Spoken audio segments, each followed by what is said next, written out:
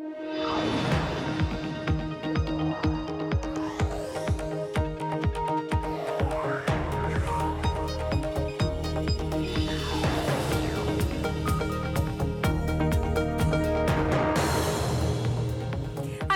San Francisco, and this is Bloomberg Technology. Coming up in the next hour, IPO fever. Pinterest files to go public, boasting more than 250 million monthly active users. In its S1 filing, this as stocks have their worst day since the first week of January.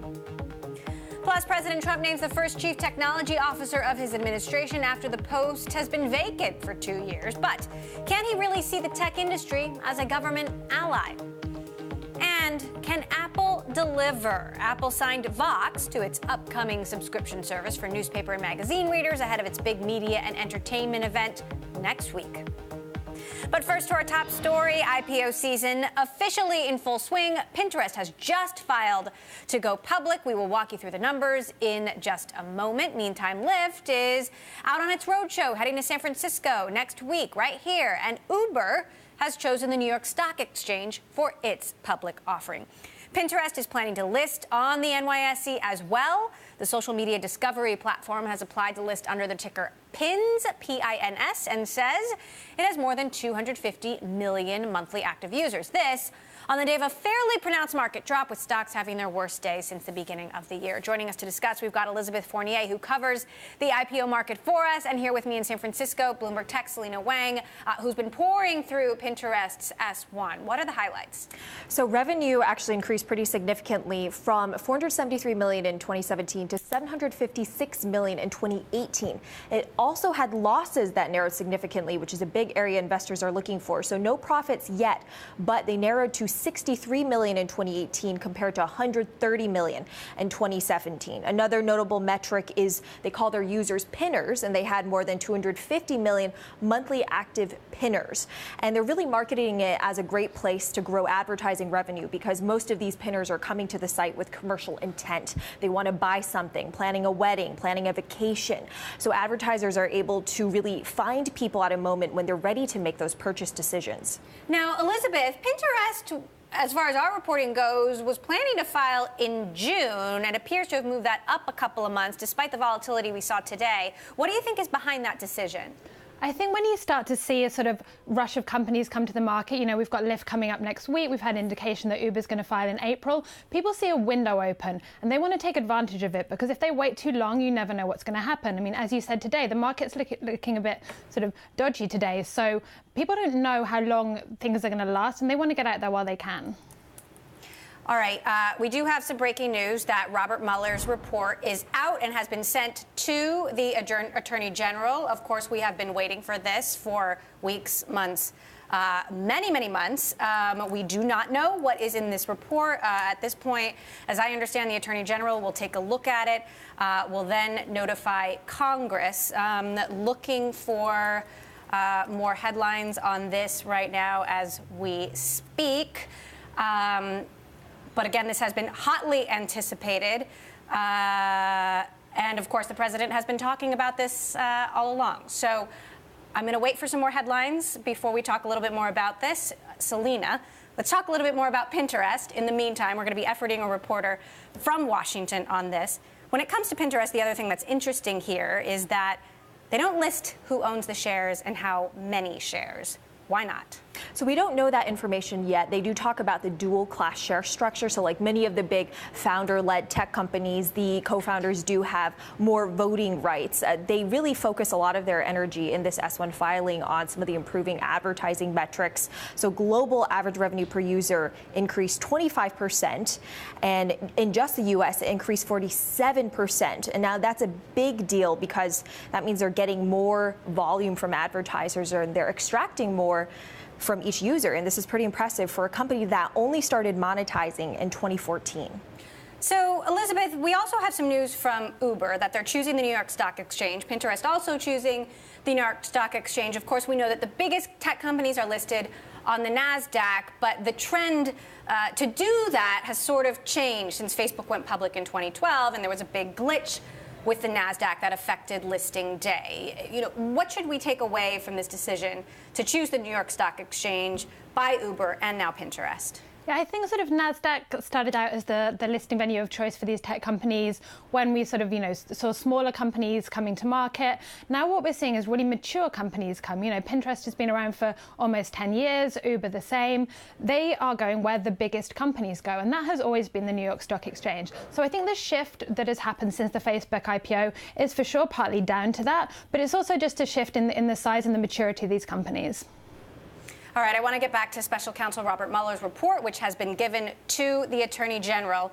The DOJ has been notifying key lawmakers that Attorney General William Barr has received this report, that it's going to take some time to review. Of course, we've been waiting for this now for 22 months. That is the length of Robert Mueller's investigation. But in fact, this is not the end. This is actually just the beginning of another long process. The investigation is into, of course, whether President Trump or those around him conspired in Russia's interference in the 2016 election. We know that several of Trump's associates have been taken into custody, have been charged in connection to Mueller's investigation. But of course, the big question has been whether there was any collusion between the Trump campaign or the president himself with the Russians. So that is going to be the big question that Mueller's report presumably will seek to answer.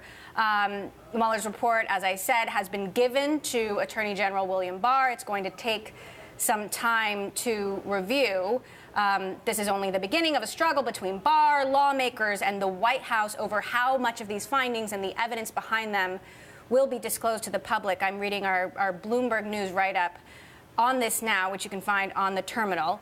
This fight is likely to escalate the social media wars between the president and his critics. The president just fired another salvo in those wars today, talking about his contention that he believes social media and platforms like Twitter and Facebook prioritize liberal views. The irony, of course, being that the president himself is sort of the tweeter-in-chief. Whatever Mueller found, the completion of this investigation is a big turning point for the president. He's been dogged with inquiries about this almost ever since he took office. Again, this report has been given to the Attorney General. Attorney General William Barr will be taking some time to read this, and then, of course, we will have the results. We don't know how much of the report is going to become public. I believe that is up to Congress. But of course, this is, again, only the beginning of what will be a many, many months-long fight between lawmakers, between the Trump administration, between the president himself, and of course, between the special counsel. This investigation, as I said, has been going on for 22 months. We know that more than a dozen Trump associates have been connected or charged or taken into custody as a result of this investigation. But again, the big question is, was there any collusion? Was there any collusion between President Trump himself and the Russians, or President Trump's campaign and the Russians? We have yet to see any evidence to that effect. Now, again, this has been long awaited. Before wrapping up the probe, we know that Robert Mueller helped secure guilty pleas from 5 people involved in Trump's presidential campaign. I want to get to Stephen Dennis, who is standing by in D.C. for us right now. So, Stephen, obviously, we've been waiting for this for a very long time. What do we know? We don't know much beyond that he's delivered the report, and we're probably not going to know all that much more than that for a while, because under the DOJ regulations, the Attorney General takes what Mueller has given to him, and then he processes it, and then he writes his own report. He's said that he'll write his own report and then submit that to Congress. And he doesn't necessarily have to include all the things that Mueller gives him. He has wide discretion on what to include, what not to include.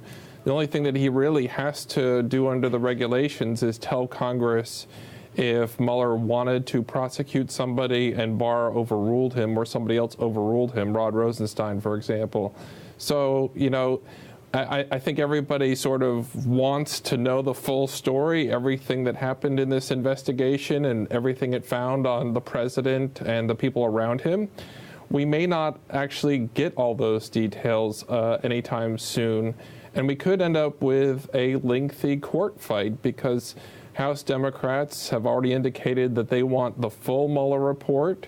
You had the House vote 420-0 to have that report made public. There is legislation in the Senate as well, bipartisan legislation by Chuck Grassley and Richard Blumenthal to make this report fully public with a few redactions for sensitive information.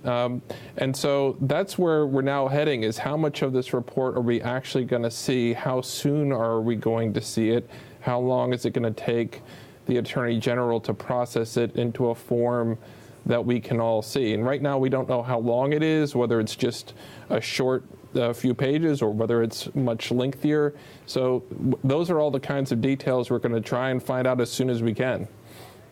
All right, just reading headlines crossing the terminal right now, flooding into the terminal right now. The Department of Justice may tell Congress the top conclusions of this report as early as this weekend. We've got another story out that Trump's circle may be in legal peril, despite the fact that this report is now done. Seth Waxman is also joining me now on the phone. Seth, what can you tell us about where we go from here? Sure. So now Bill Barr, the Attorney General, will receive the report, and now it's his duty to decide how much and to what extent he discloses to Congress or otherwise. The only thing he's mandated to report to Congress is if at some point he or any of his predecessors refused or rejected a request by Mueller to engage in conduct, such as issuing subpoenas or issuing indictments. But by the regulations, that's his only obligation. So there really is a great deal of deference given to Attorney General Barr as to what to do next. All right, Seth Waxman with us on the phone, former federal prosecutor. Talk to us a little bit about, how long this process will take. How long will it be before the public actually becomes aware what's in this report? Yes, I mean, we've all been waiting for 22 months now, but unfortunately, we don't know the exact timing. Again, Bill Barr has a lot of discretion on what he can do, and there could be a legal challenge by the president's office seeking to review what's called the executive privilege. In other words, if there are parts of the report that they feel, the White House feels, should not be made public. So there could be a battle there. And then if Bill Barr, the Attorney General, refuses to release all of the report because of national security concerns or otherwise, you could have legal battles from Congress demanding to see the entire report. And we're already hearing murmurs of that. So I would expect that there's going to be a lot, or there is going to be a lot of pressure to get that report into the hands of the American people. So I suspect we're going to see a lot of it. It just may take some time. And of course, there's already been endless speculation about what could be in this report. And, as has been discussed over and over again, even though several of Trump's associates have been drawn in as a result of the Mueller probe, there still has yet to be any evidence of any of them actually colluding with the Russians. Isn't that correct? Well, publicly, I think that's fair to say. But, of course, we've probably only seen the tip of the iceberg as to what Bob Mueller has had. So now we're about to see it. And, for all those on either side of the fence who've been speculating or commenting, and we're kind of reaching the witching hour now where we're going to see it. And so, it's always been my belief that we've seen barely the tip of the iceberg of the true evidence. And now it's time to see what actually happened. And so, obviously, we're all very intent on seeing that, and we should know hopefully soon. Now, once Congress is made aware of at least the headlines in this report, isn't that as good as public?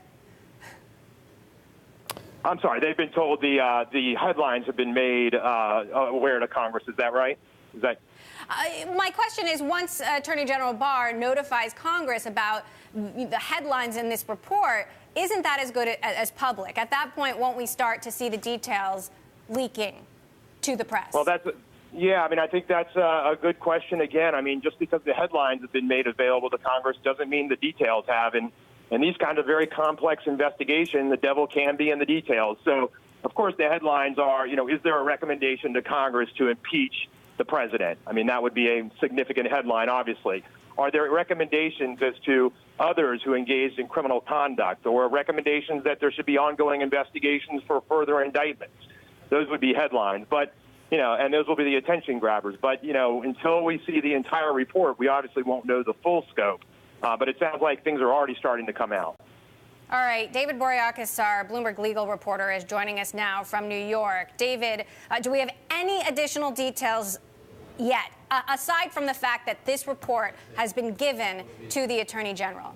At this point, we really don't know what is in the report from Mueller. And the Attorney General is going to now make his decisions about what to forward to the White House or to Congress or to make public. So I think we're going to have an unspecified waiting period until we learn just what's in this report and what the public will know. And as your other guests have said, it's possible that there may be litigation, there may be fights in Congress over just what will be revealed as a result of Mueller's investigation. More headlines crossing the terminal now. Attorney General Barr saying that no effort by Robert Mueller was blocked during this investigation. So there was a big question of whether, perhaps Mueller tried to, pursue certain avenues that the Attorney General prevented him from pursuing. David, what does that mean? That William Barr is saying that he had free rein? There was a lot of concern across various political quarters that Mueller may have been constrained in what he could pursue as in the investigation, what methods he could use, and whether he would actually be fired or not. Obviously, he was never fired. So Barr is saying that Mueller could do whatever he had to do, follow whatever leads he needed to follow to complete his investigation. Tim O'Brien, Bloomberg's Tim O'Brien joining us now as well. Tim, of course, you've reported on the president extensively and even before he was president. This whole investigation is something that has become of great interest for the president, even when not asked questions about it. He is talking about this investigation. What do you imagine is going through the president's head right now personally? I'm not sure. I mean, I think this explains why he's been tweeting so actively and aggressively over the past week. He has tended historically to get engaged with Twitter when things are coming down the line legally, and we now know, I think, that this probably explains a lot of his tweeting since last Sunday. I don't think any of us can say anything really definitive about this until we know what the contents of that report are. And I think that's going to take more time than I think people have anticipated. Bill Barr is going to have to make a decision about how much of this is publicly available in terms of releasing it. He has national security and legal concerns that are going to inform that decision. I think members of Congress are going to want to see the whole thing. And I think that's going to become probably a food fight between Congress and the Justice Department. Specifically, I think Adam Schiff and Jerry Nadler in Congress will probably be among the more vocal or aggressive voices in that debate. I think the president now is going to be in to a certain extent, in a wait-and-see mode. But he's also going to want to spin this as quickly as he can in terms of shaping public perception about what the report means to his presidency and to the legal process.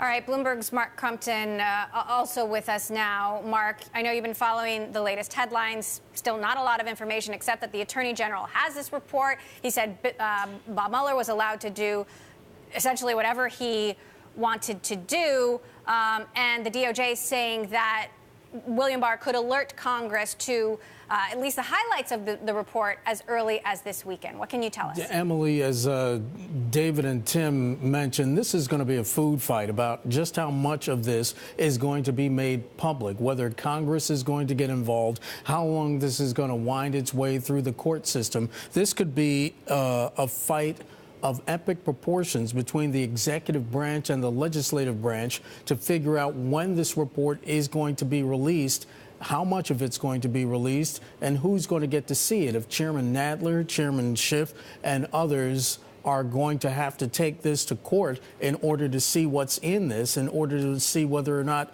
it's released to the public. There's already been a hue and cry among most of the Democrats in Congress saying, don't try to block this report. Transparency is going to be the best medicine here. If President Trump, as he has said over and over the course of the last couple of years, that this is a witch hunt, the president saying recently that he thinks the report should be made public. So now we're going to find out. All right, former federal prosecutor Seth Waxman still with us. Seth, before I let you go, what are the main clues that you're going to be watching for in the next, let's say, 24 to 48 hours as to how this is going to proceed? Yeah, well, one indication we just received from the Attorney General is that he's saying that Bob Mueller was never blocked in any of his efforts. So the good news is, I think, for everyone, is that the full investigative power of Bob Mueller was allowed to proceed unabated. Going forward, of course, we're going to be staying to the extent all eyes are going to be on the Attorney General. What is he saying? What is he going to do? And then if the president's office is going to suggest or contend that they need to have a shot at the report itself and to challenge it in any way. So those are really the two big things, watching the Attorney General and watching the president to see how much and to when we're going to get to see this full report. All right. Thank you so much, former federal prosecutor Seth Waxman on the phone there. Also joining us by phone, we've got Bill Gavin, former FBI assistant director. And Bill, of course, we still don't know a lot. We know that the report has been filed, and we're getting some signals from the Attorney General about how fast this could proceed, that Congress could be notified what's in this report or some of what's in this report as early as this weekend. What are you watching for here? Really, Emily, I think that what we really have to consider is a couple of things. Number one, how long has Bill Barr had this report? Did he just get it today, or has he had it for a couple of days to look at it to prepare some remarks? Secondly, I think he has to be very careful on what is released. Some of that report may contain 6E material, that is, material that come out of a grand jury inquiry, and that may not be available or might be available within time. The other thing he has to consider is methods that were used to obtain some information that might be obtained in that report, and he therefore has to be careful. I don't think everybody's going to be completely satisfied. I see Congress saying if something comes out, and I assume an assumption is usually, just that. I assume that probably there's going to be nothing regarding collusion with the president, and that's not going to make Congress very happy, or certain members of Congress very happy, and so they'll want to do their own investigation. It's going to be a foul to route, but Bill Barr is an extremely bright guy, a very, very great guy. I've worked with him a lot in the past, and he is going to do the right thing and stand by what he thinks is right. It may please the White House, it may not please the White House, but Bill Barr will do the right thing in relation to what this report has on his desk. All right. Well, we can only speculate. We have no idea what is in this report. We did just get a tweet from the White House press secretary, Sarah Sanders. She says the next steps are up to Attorney General Barr, and we look forward to the process taking its course. The White House has not received or been briefed on the special counsel's report. Bill, when will the White House be briefed on what's in this report? The White House will be briefed when Bill Barr looks at it and determines what should be released and what shouldn't be released. I assume that probably something going to POTUS will be a little bit more than may come to the public, but I don't know that to be sure. It's just that Bill Barr is a very judicious guy. He's well-versed in what the law is, and he will absolutely do the right thing, and he won't be persuaded either by the pressure of the Congress or by the pressure, if there's any pressure from the White House. He won't be influenced by that. He will do the right thing. That's the kind of man that Bill Barr is. What makes you say that? I mean, of course, he was appointed by President Trump. He was appointed by President Trump as this investigation is ongoing. And we can assume that President Trump was looking for someone who would support him or at least hear him out. But, here's the fallacy of most of these things that go on. Just because somebody was appointed by the president, does that necessarily mean that he's in the president's pocket, that he's not a man of character, integrity? No, it doesn't mean that whatsoever. Bill Barr is that man of character and integrity. And I say the same thing about the special counsel and the people that he had gathered around him. Everybody can go in any direction they want to on this thing, but you have to remember that people do have character and do have pride and integrity, and they tend to do the right thing in circumstances like this. Well, even the White House saying the next steps are up to William Barr. I just want to check in with Mark Crumpton, who's standing by and following all the latest headlines. Mark, anything new? Emily, not that I've seen, but I believe Mr. Gavin hit it right on the head, that not everybody is going to be happy with what comes out of this report. And I don't know if that's necessarily a win-win, because some parts of the president's camp will not be happy, and some of the Democrats on the Hill will not be happy. They've been smelling blood for the past couple of years, just waiting for Mr. Mueller to release this report. And Mr. Mueller, as you alluded to, he's been the president's piñata for the past couple of years. The president has questioned his integrity. The president has questioned whether or not this is something that should be happening to him. In the president's words, given the economy, given the way things are going, he says his leadership would preclude the release of this report, or at least talk by Democrats of impeachment. Emily?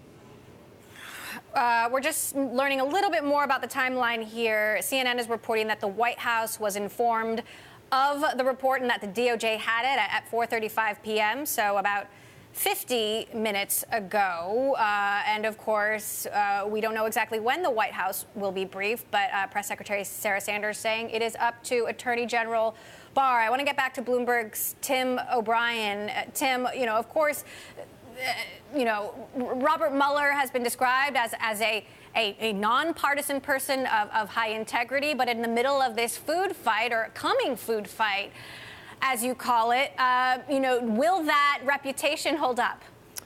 Well, I think that's going to be a matter of interpretation. I think Bob Mueller is somebody, who has, he's both sides of the aisle have seen him as someone who's got integrity. I think Bill Barr came into this mix with people wondering whether or not he was simply there as an operative for the president.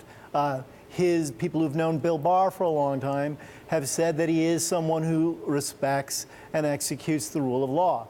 So we'll see. I just think, again, this is going to play out in coming weeks. There's been some reporting coming now that came in shortly while we were on air, that the president had not seen the contents of the report yet, and that he's with a legal team in Florida for the weekend, and he's going to see some of it then. Bloomberg also reported that Barr has said that members of Congress may at least get word about the report's general conclusions this weekend as well. So possibly by the end of the weekend, we'll have more clarity about some of the principal points that Mueller's laid out here. And I think that's going to become something of a ping pong ball for both the president's supporters and for his critics. All right, also joining us on the phone now, we've got Bob Bauer, former White House counsel to President Obama. Bob, of course, President Trump's lawyers are probably scurrying about at this very moment. How are they going to be involved in this investigation? One of the unanswered questions is what steps the White House is going to take with Attorney General Barr to raise questions of privilege. That's unanswered from my perspective. It certainly wasn't answered to my understanding clearly in the hearings with Bob Barr. But that would certainly be a point at which the White House counsel's office would raise questions about review for privilege issues. So if you were in the White House at this moment, if you were representing the president or you were President Trump's counsel, what would you be doing? Fundamentally, of course, if you're representing the president, you have some institutional concerns. And let me stress those would be institutional concerns. The president has a personal legal core, and their concerns are necessarily different. But from the institutional perspective as White House counsel, the sort of privilege questions that I'm raising are ones that you would definitely be wanting to ask questions about. I don't know whether a process might have already been established between the Attorney General's office and the White House counsel, some understanding, some protocol that governs what sort of access will be permitted to the White House counsel. what sort of procedure will be available for the raising of these kinds of questions. I don't know the answer to that. Obviously, this is somewhat new territory, but I would have some time ago have wanted to enter into conversation with the Attorney General's office about what would precisely happen to enable the White House counsel to defend the president's institutional, well, let me stress that, institutional equities, not his personal defense, but his institutional equities. Right. And of course, the White House press secretary, Sarah Sanders, says the White House has not been briefed on it. But CNN is reporting that the White House was made aware that the DOJ had the report now about an hour ago. I want to get to Craig Gordon, our Washington bureau chief. Of course, Craig, you have been waiting for this now for 22 long months. We knew that this was coming, but now that it is here, now that the report has been handed over to the Department of Justice, it is just, in many ways, the beginning. What are you watching for? Well, we are told Attorney General William Barr may tell us as soon as this weekend, so say goodbye to this weekend, about the principal conclusions of the Mueller report. Honestly, that is much faster than we expected. We had been given some guidance from the Department of Justice that he was not going to, dawdle, that he was going to move it rather quickly in a few days, but that would be literally a day or two. So that is obviously the top concern right now. I think one of the things we'll be looking for is when does the White House find out what's in this report? Hard to imagine they will find out at exactly the same time as us, and partly for the reasons Mr. Bauer was mentioning, that they are going to be given the opportunity to assert a sort of executive privilege on some of the information. The White House actually cooperated pretty extensively with this investigation, turning over literally hundreds of thousands of pages of information. The president has a right to say, well, that's private presidential communication, therefore it shouldn't be included in the report. And I think Attorney General William Barr will give them the opportunity to do that. So we'll be looking for that. And then, of course, look, we're in a pretty remarkable moment in American history where there is now a report. We know it exists. It's been handed over to the Attorney General. The public may never see it. We may only, the statute, the law that created the job of Robert Mueller only really requires there to be a report by the Attorney General, a sort of a summary of the report, a report on the report. But the report itself may remain under lock and key for some time, perhaps permanently even. And so this will set off a pretty big scramble to try to figure out what's in there beyond what William Barr tells us possibly as early as this weekend. Bob Bauer is still with us, former legal counsel to President Obama. All of that said, Bob, once William Barr hands over the highlights to Congress, at that point, isn't it practically public? I mean, won't the information start to leak out no matter what is in the report? I don't know that I would look with any confidence to the possibility of extensive leaks. It's certainly possible that some material will leak out. I don't know that anything approaching a full accounting of what's in the report will eventually make its way into public. But I do think what you can anticipate, especially in light of the House vote recently, which was unanimous for the full publication of the report, is that Congress, which has certainly the constitutional power to do so, will move to obtain the full Mueller report. Whatever that is, however long it is, however detailed it is very likely that in connection with congressional oversight investigations and maybe in support of its power to determine whether an impeachment inquiry is warranted, the Congress will move to obtain the report and eventually would succeed. Craig, obviously you've been covering Washington for a very long time, Craig Gordon, our Washington bureau chief, and to a certain extent, this investigation and the coverage of this investigation has been totally unprecedented for any administration. But can you just describe for us what the experience has been like for you and your team as you tried to get details on the inner workings of Mueller and his team, details on what they may or may not have, and when this may or may not be given to the DOJ? Imagine it's been just in all new territory. Yeah, I mean, in a word, frustrating. Kudos to Robert Mueller and his team. They did not leak. There were. I probably could not even count on one hand the number of stories that you could trace directly back to Robert Mueller, or what you suspect maybe that was Mueller talking or his people talking. They simply took that oath of secrecy very seriously. We know Mueller himself laid down the law in the early days that they're doing a high-profile, investigation up to and including the President of the United States, and so for reporters, it's been pretty slim pickings. The last few days have been interesting, shall we say. We had started to get a little bit of guidance, a little bit of signaling from the Justice Department. The report could come pretty much any time this week, or maybe not, or maybe it would. So we really did have our Justice Department reporter, Chris Strom, whose terrific stories on the terminal right now, pretty much duct taped to his chair over there at the Justice Department press room, waiting for this day to come. But we literally only got minutes of notice that the report was actually coming out at roughly 5 o'clock today. So it's been a pretty amazing roller coaster, and the scary part for us journalists is we're really just getting started. All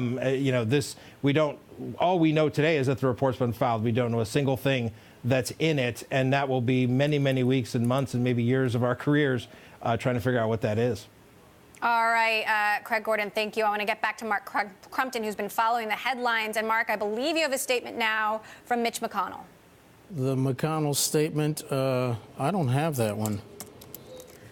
All right, Mark Crumpton, monitoring the headlines for us. Let me know, Mark, when you get that statement in front of you. But we are starting to hear members of Congress speak.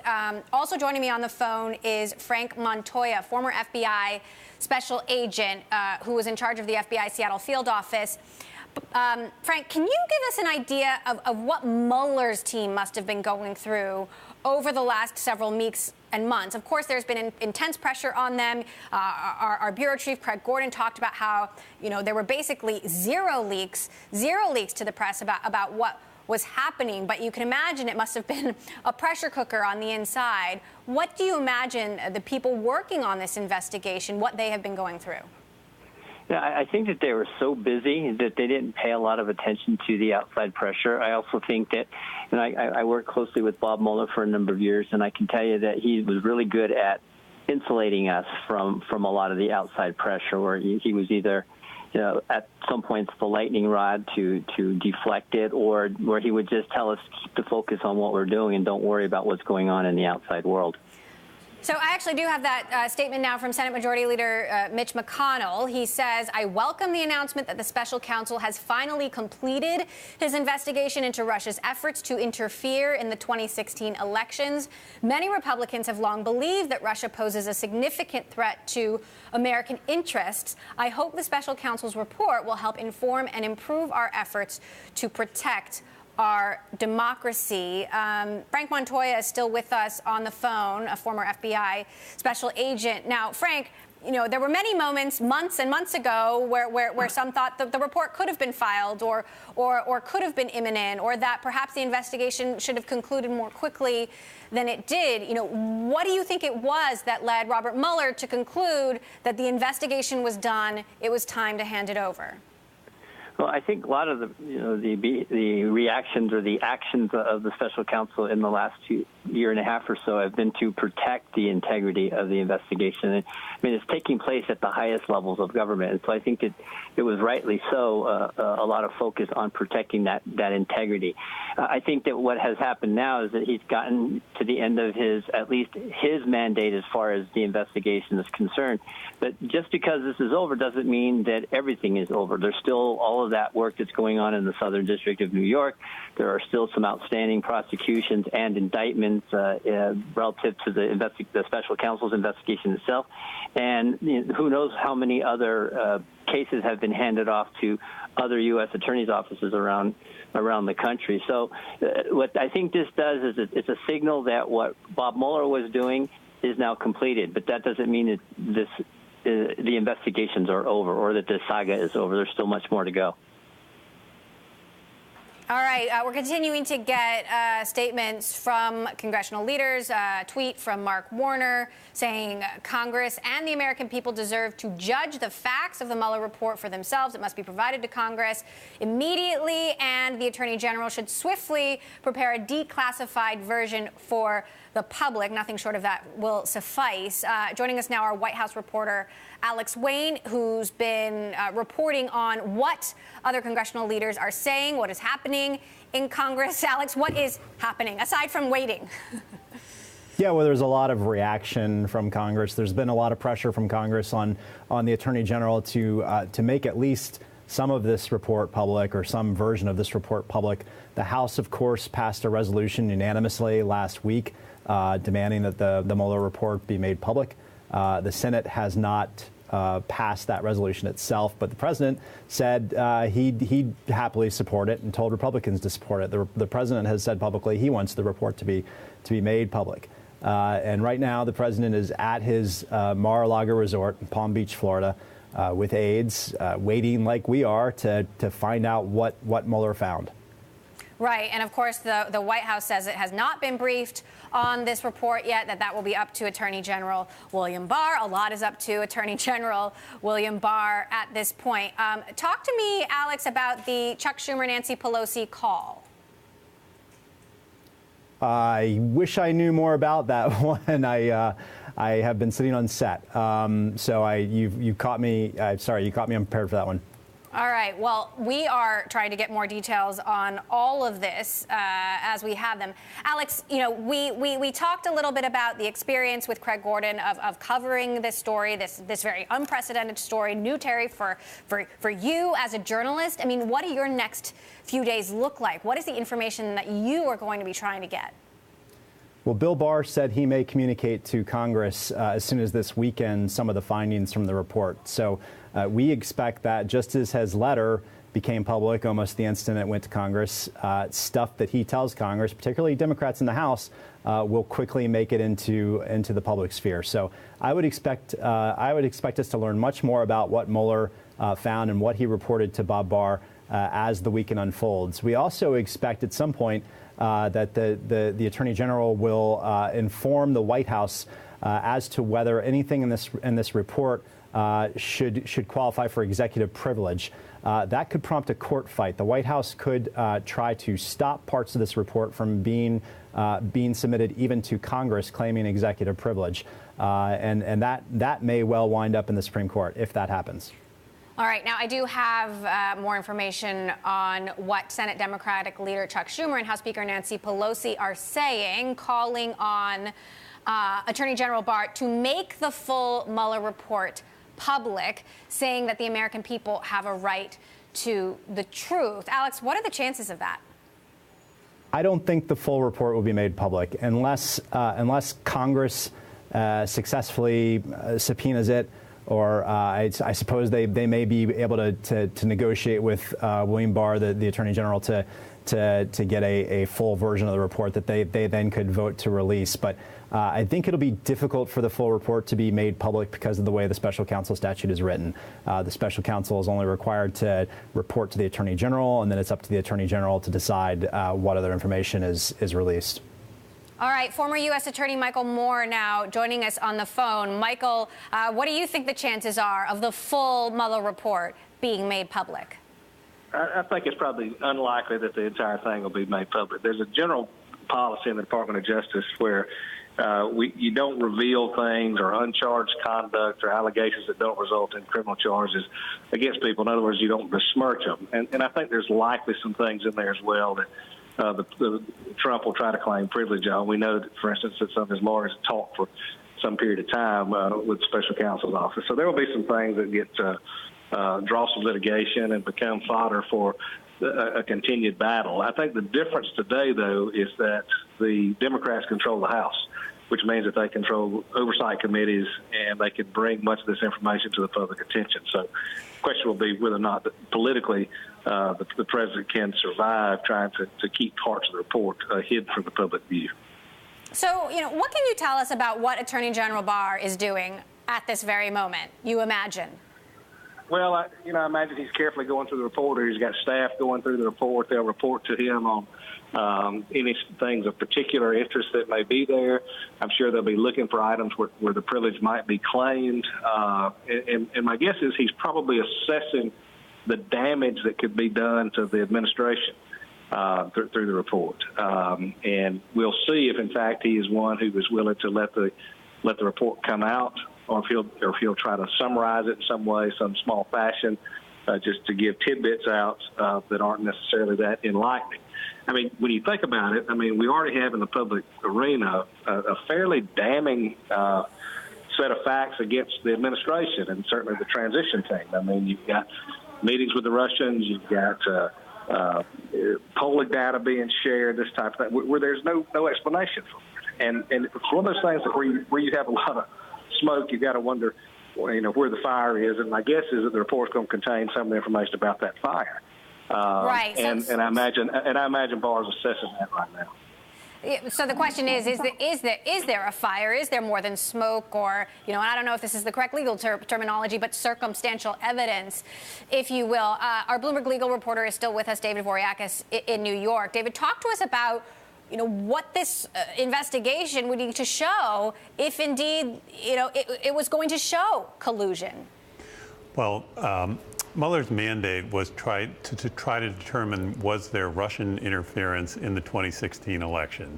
And through a series of public court filings, he's shown pretty conclusively that the Russians did interfere in the election. And what Mueller has had also investigated was whether anyone in the Trump campaign coordinated with the Russians. And so his conclusions on that question are going to be fascinating, because he's had a full look into the evidence that the public has not had, and he's been able to talk to cooperating witnesses. He's seen electronic evidence that the rest of the public didn't have. And his conclusions on whether there was coordination between the Trump campaign and the Russians could be quite explosive, theoretically could lead to impeachment proceedings. And so people are going to be looking very closely to what he decides on just that question, as well as whether Trump obstructed justice during the investigation, which was another main area of his inquiry. Jeff Grocott in New York on our Bloomberg investigations team now joining us. Jeff, tease this out a little bit for us, because, as we've been discussing, there have been several Trump associates who have been sort of pulled in as a result of Mueller's investigation, but there is no evidence to this point that we know of that's been presented to the public that proves collusion or proves some sort of more direct link between the Trump campaign and the Russians. So, what exactly is Mueller's investigation going to have to show? Well, we know that there are a lot of threads that are leading close to the Trump team, and we don't quite see there's a connection between the Trump side and the Russian side. But we know Roger Stone, for example, had communications with the Trump team and communications with WikiLeaks and with a hacker who we now know were Russian intelligence agents. And so there's a question about whether those threads will be drawn together in the person of Roger Stone. We also know that Paul Manafort, who was Donald Trump's campaign manager, shared polling information with a Russian associate who Mueller's team says was associated with Russian intelligence. There's information there that we don't know because it's been redacted from filings. There are lots of black spaces still in the Mueller filings that we've seen. And so the question is, what's back there? What other information does Mueller have about those potential connections, if they exist or they don't exist? Now, what could happen is if there's information there that Mueller believes isn't strong enough to bring charges, we might not learn yet what's there, and that could cause a lot of frustration. The big question is, what is in there? Not just what is in there, but when will we find out what is in there?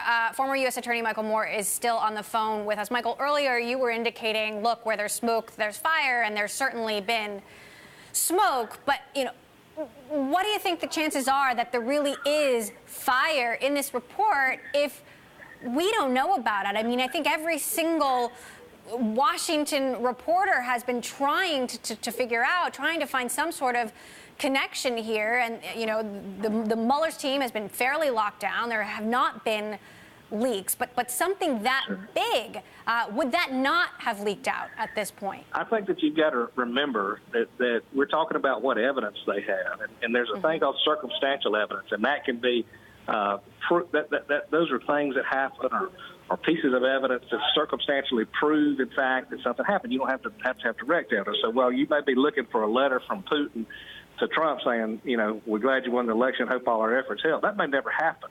But you look at all these other things that are out there, all these other, whether it's the polling data, whether it's the contact with Stone, whether it's Manafort, whether it's the meeting in the tower, you've got all this circumstantial evidence out there, and that's something that can be looked at. And we're not talking about having to prove a case here beyond a reasonable doubt for impeachment purposes, political purposes, that's a different standard. So that circumstantial evidence seems to be there. It's sort of like in the country down here, if you drive down the road and you smell something that's bad, you see a bunch of white feathers, you can pretty much be sure there's a chicken house nearby. And that's sort of what we've got here. I mean, we can something's malodorous about what's been going on between the Trump campaign and Russia. And now we're left to try to figure out is, in fact, there's something there. So we've got this circumstantial body of evidence that we know about from public filings. What we don't know about yet are these areas that have been redacted in the pleadings and in the various court filings. So we'll learn all that. We're going to hear information. But we already know that the transition team, people high up in the administration, very close to the president, including his children and son-in-law, were in contact with Russians during a time when we were told there was nothing going on. So I kind of differ because I do think, in fact, there's already some evidence out there. It may not be the very smoking gun that people keep waiting on, but there's clearly circumstantial evidence that something was afoot. Now this is interesting, Michael. We just got a new headline that Robert Mueller is planning no additional indictments in the Russia probe. What does that tell you? It tells me that he probably farmed some of this out to perhaps the Southern District of New York. Mueller is a consummate professional. He's a true believer in the power and the limitations of the Department of Justice. He knows what his mandate is. And we saw already that he has sent and referred some investigations to the U.S. Attorney's Office in New York, the Southern District there, to investigate and pursue certain cases that he may have fell outside of his mandate. So as we sit here today, there may be other ongoing investigations. Remember, it was I think it was earlier this week already that we heard. I think it was Gates who was continuing to cooperate in investigations. Not just an investigation. We still don't know what Mike Flynn had to say. His testimony is still out there. So there are other things still swirling around. He may have completed the body of his report, but there's other things out there. Okay. Margaret Talev, our senior White House correspondent, is with us now. Margaret is in Florida. Margaret, you were at Mar-a-Lago earlier. That is where the president is. We're getting some additional color on what he was doing when this report was received, that he was, in fact, on the phone with German Chancellor Angela Merkel when he was notified that the DOJ had been given the report. Talk to us about the president's demeanor today and over the last couple of days. I mean, it's been pretty clear this report, this imminent report, has been on his mind. Well, I think that's right. And not only has kind of all of Washington been on pins and needles, but certainly President Trump has been acting like he has been as well. You saw this kind of incessant regurgitation of the frustrations with John McCain, who, of course, has not been with us for some time now. But in particular, the president calling out the fact that he had felt that the late Senator McCain had been trying to put him in jeopardy with the FBI. That was one of the most startling kind of tells of the week. President Trump hammering home this point. Why does he keep talking about it? Of course, the Mueller report was bound to come sooner or later, and as the week wore on, it became apparent it was going to be today. Today, we landed in Florida, and there were just sort of a number of distractions that the president was throwing out there. Everything from the ISIS caliphate has been eliminated to this sort of shocking move to apparently yank back the North Korea sanctions that his own national security and treasury teams had imposed the day before. And that brings us to the afternoon. He had spent a couple hours with Caribbean leaders. He had a little bit of downtime between then and that fundraiser was going to be happening with Lindsey Graham and the local Republican Party at Mar-a-Lago later tonight. And the White House, at about 4 minutes after 5, read out a call that the president had with the German chancellor, which is, all very official and presidential. I'll just say that normally when the president has a call with a foreign leader, it is hours before the readout comes out. Hours. This readout was out 4 minutes after the Mueller report was delivered, and possibly while they were still on the phone. The White House certainly wanted to get out the message as quickly as possible. The president was behaving presidentially at the time that report was delivered. All right. Well, Margaret, your job in Florida has just gotten a lot more interesting. Tim O'Brien's still with us, executive editor of Bloomberg Opinion. Tim, you wrote a book on the president before he became president. I mean, what do you imagine President Trump is doing right now? Is he popping a Diet Coke? Is he drafting a tweet? Well, a senior Justice Department official said the special counsel's office isn't going to pursue any further indictments. So at a minimum, that gives the Trump family, for the time being, cause to celebrate that Donald Trump Jr. and Jared Kushner haven't fallen into the crosshairs of the special counsel's office. That doesn't mean that they're no longer legally exposed, however. There are active state attorneys general investigations in motion. The Southern District of New York has a very muscular and robust investigation underway. And both of them could be exposed there. But that this issue of whether or not Bob Mueller was going to move into the Trump family circle appears to be answered here. And in that case, I think, and I think had it gone that far, I think the president probably would have considered trying to fire Mueller if his family members were threatened. And you would have had a constitutional crisis at that point. And so that's all put to the side now. That would probably give the president cause to pop a Diet Coke, as you put it. But there's a long legal road ahead here. There's 5 congressional committees looking at all of this and these other jurisdictions that we've mentioned. So this is the end of the beginning, really, for the Trump family around some of this stuff legally. The end of the beginning, and the beginning for Margaret Talev, our senior White House correspondent, who is in Florida, where the president is right now in Mar-a-Lago. Margaret, we've got about 30 seconds left. What happens next for you and the president? The next couple of days, the next 24 to 48 hours are going to be very interesting.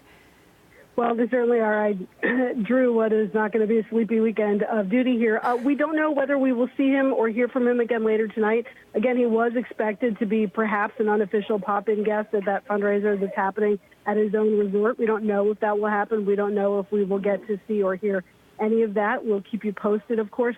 And normally this would be a golf-heavy weekend, meeting with athletes, business associates, friends, whatever. We don't know how this has disrupted his schedule. We do know many of his top advisors are down here in person as well. Thanks very much. Well, get on it. I'm going to let you get on the road. Margaret Talev, our senior White House correspondent, Bloomberg's Tim O'Brien, David Voriakis, Jeff Grocott. This concludes our special coverage of Robert Mueller giving his final report to the Department of Justice about President Trump. It is now on Barr to make some moves. This is Bloomberg.